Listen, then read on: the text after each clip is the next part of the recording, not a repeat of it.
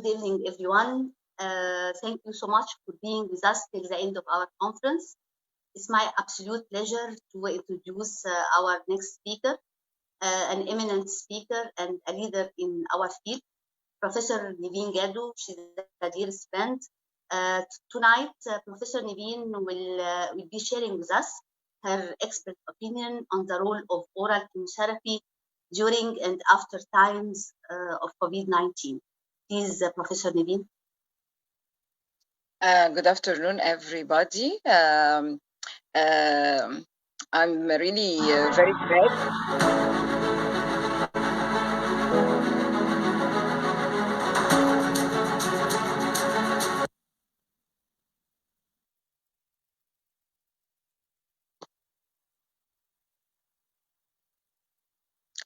Okay. Shall I start now? Yes, sure, Professor. Okay. I'm really glad to be with all of you. And this is the last session in our conference. Before I start, I want to thank everyone shared with us in the organization and of course the organizing company and all my colleagues that attended this conference, and I hope to meet once again next year and inshallah to be face to face. I want to thank my dear colleague, Professor Dina, for introducing me. And also I want to thank Pierre Fabre for inviting me to introduce this symposium. It's about the oral chemotherapy during and after times of COVID-19. Of course, all of us suffered a lot during this pandemic, and unfortunately, we are still suffering. Next. This is my disclosure. Next. This is the outline of my presentation. First, I will speak about the management of cancer patients at the time of COVID. Then, is the oral chemotherapy equivalent to its intravenous formulation? What about oral Navalbine in non-small cell lung cancer and in metastatic breast cancer, HER2 negative or positive? And Navalbine oral, how can we use it in practice? And lastly, I will speak about my take-home message. Next. All of us during this pandemic, there were several recommendations in order to reach a risk reduction and how to manage those cancer patients, because of course unfortunately we can't delay these cancer patients from taking their chemotherapy, because of course this would increase their risk. At the same time, as I said, there were urgent need for guideline implementation to protect those cancer patients. Next. These are some of the international recommendations during the COVID-19. In short, they try to prioritize these patients in order to know these patients who had life-threatening or symptomatic. So, of course, who would be priority A, and he has to receive his urgent treatment right away, or priority B or priority C. Next. For the ASCO, as you see, they had a recommendation to switch from IV to oral therapy in order to avoid any risk increase for those cancer patients. Next. For the ESMO, they recommended to reduce the number of the clinic visits by using oral or subcutaneous alternatives as opposed to the intravenous administration. Next. For the ESMO, they also recommended switching from IV to oral therapies. Next. Next. Okay, for here in Egypt, no, the previous one. Here in Egypt, the Supreme Council of University Hospitals, they had suggested that the oral or subcutaneous treatment can be used instead of the IV. In Lebanon, in the metastatic disease, in spite that we are treating those patients palliative, but oral therapy was considered. Next. Okay. What about the oral chemotherapy? Can we use it and it is equivalent to the intravenous formulation? Next. Nevirapine as an oral formulation, it was studied in contrast to nevirapine IV, both in combination with capecitabine. And this was a randomized study for first-line metastatic breast cancer, where they compare these two regimens.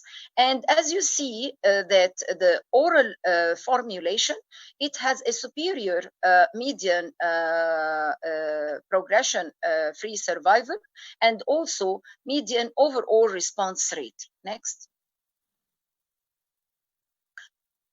Of course, as you see here, that the oral chemotherapy, it has an advantage in the form that we reduce the staff, the attendance of this patient to come to the hospital, and for the nurses and all the medical staff.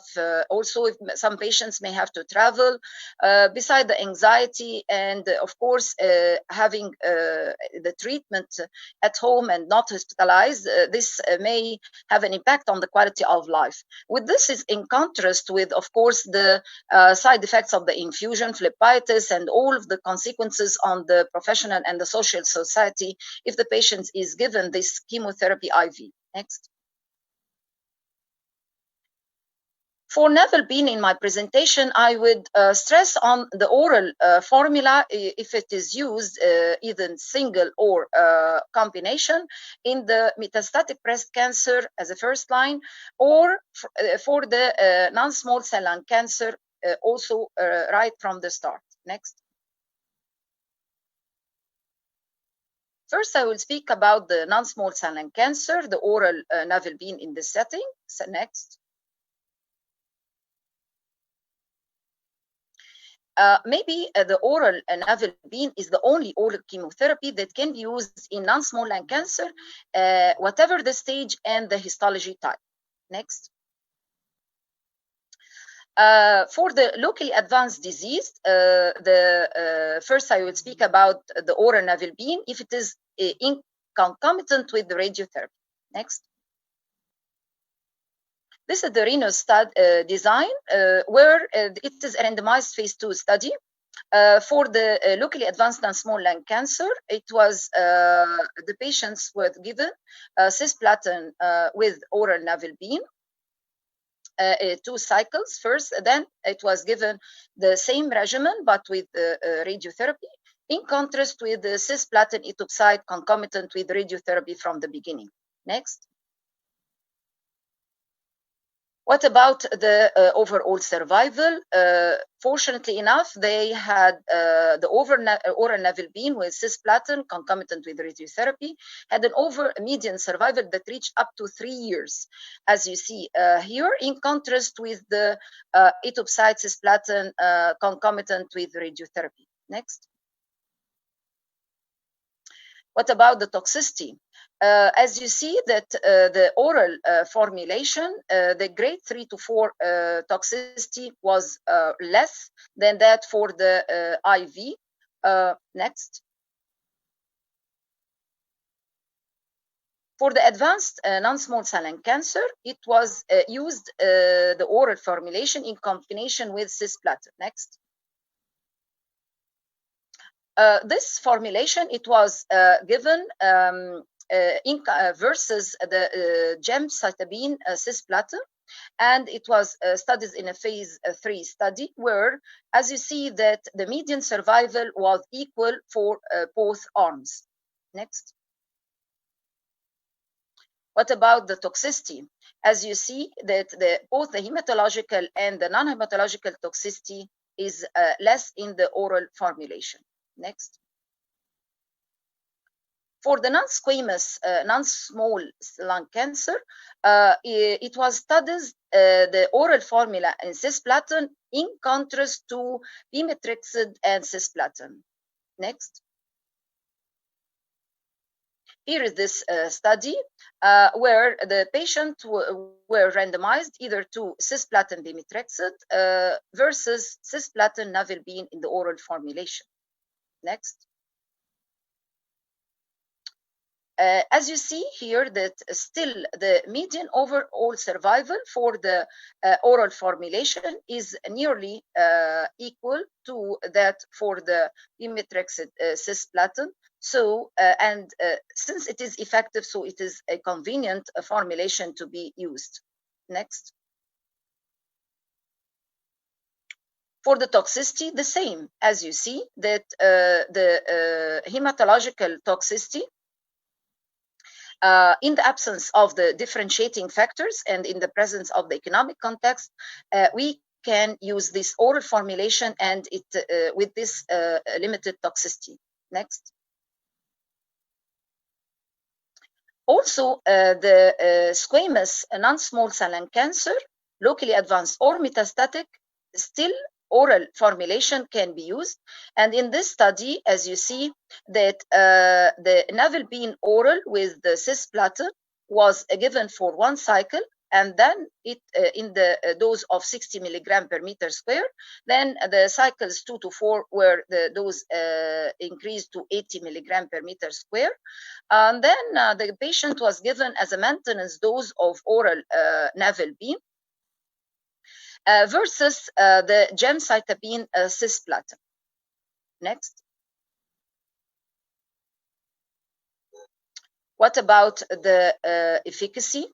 As you see here, the median survival for the oral formulation was 10.2 months versus 8.4 for the gemcitabine cisplatin formulation. Next. Also, as you see that the hematological toxicity was, especially the thrombocytopenia, it's less in the oral formula. Still, the neutropenia is high in this oral formulation. But for the non-hematological toxicity, as you see, nearly they were all less toxic. So this formulation is tolerated and had a manageable tolerance profile. Next. What about the oral navalbine in metastatic breast cancer? First, I will speak about the HER2 negative metastatic breast cancer. Next. Here, the oral navalbine was given as a single agent, and it was compared to the taxanes if given the paclitaxel 80 milligram per meter square weekly in those patients who had HER2 negative metastatic breast cancer. Next. Here, the median survival, it was higher for the oral formulation. It was longer, 27.6 months versus 22.3 for the paclitaxel weekly. Also, the 1-year survival percentage, it was higher for the oral formulation. Next. The toxicity, as you see here, that the patients treated with oral navalbine, they had less cumulative toxicities like the alopecia, neutropenia. Next. For the same setting of the metastatic breast cancer, the HER2 negative, it was compared with the taxanes-based chemotherapy. Next. As you see here, that the 3 regimens were compared, where the oral navalbine capecitabine, it was compared versus the gemcitabine paclitaxel and the gemcitabine docetaxel. For the overall survival, as you see here, that nearly the oral formula was effective, and it has nearly the same overall survival like the oral, the gemcitabine paclitaxel or the gem docetaxel. So it is effective as the taxanes-based regimens. Next. For the hematological toxicity, as you see here, that those patients, as regards the ones that needed to be given granulocyte colony stimulating factor, they were less for the oral formulation in contrast to the other taxane containing regimens. Next. The same for the non-hematological, and you can see here the great difference for example, alopecia between the oral formulation and the other taxane containing regimens. Next. Okay, the same context, we will continue about the HER2 negative metastatic breast cancer. But here, what about those patients that were previously treated with the anthracycline?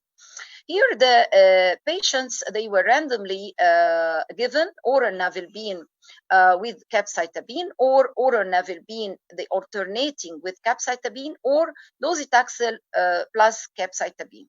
Next. For the overall survival, as you see here, that the oral formulation, it has nearly the same as the docetaxel arm, and also for the median progression-free survival, it was nearly similar. Next.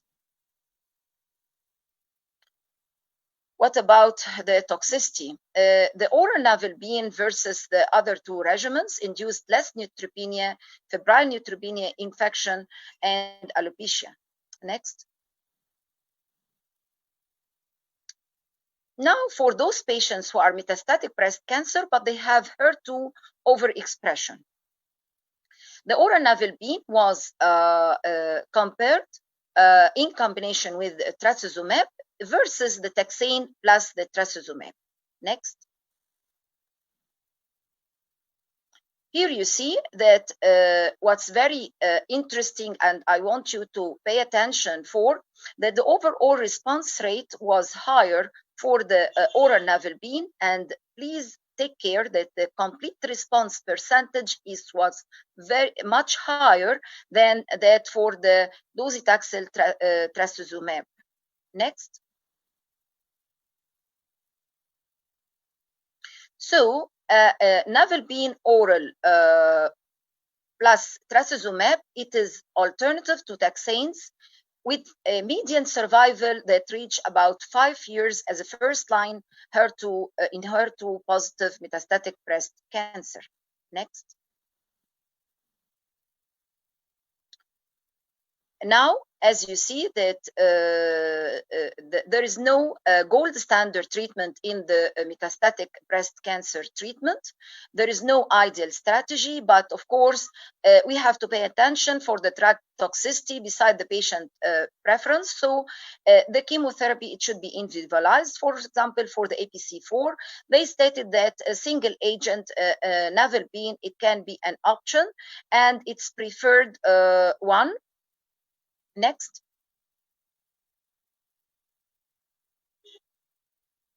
What about oral navalbine in practice? Next. The recommended schedule in metastatic breast cancer, the navalbine can be used as a single agent or in combination with capecitabine, or as I said lately, that it can be even added to the trastuzumab in those patients who are HER2 positive. Next. For the non-small lung cancer, it can be used in locally advanced disease, also even with the cisplatin or with the carboplatin, and also it can be used in the advanced disease stage 4 in concomitant with the cisplatin and radiotherapy. Next. The oral navalbine, it has to be given, taken with a glass of water. It can be at the end of the light meat as a snack. And the antiemetic has to be taken half an hour or 1 hour before taking it. Next. Next. So this is my last slide, which is the take-home message. You can use the oral navalbine to start with.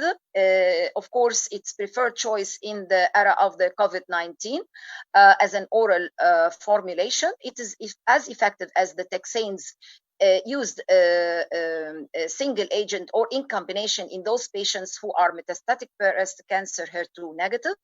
And for the HER2 positive metastatic breast cancer, it's potentially better than the first as a first line alternative to the taxanes.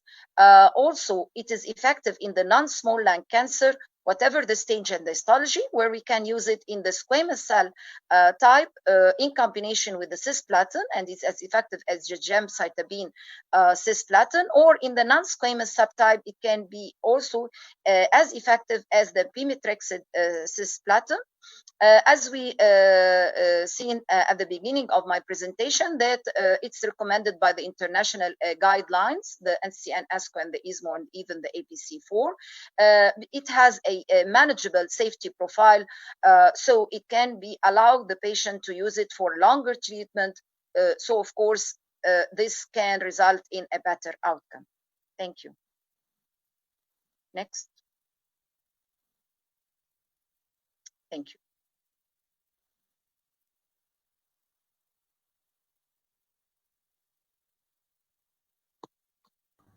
Dr. Dina, please unmute.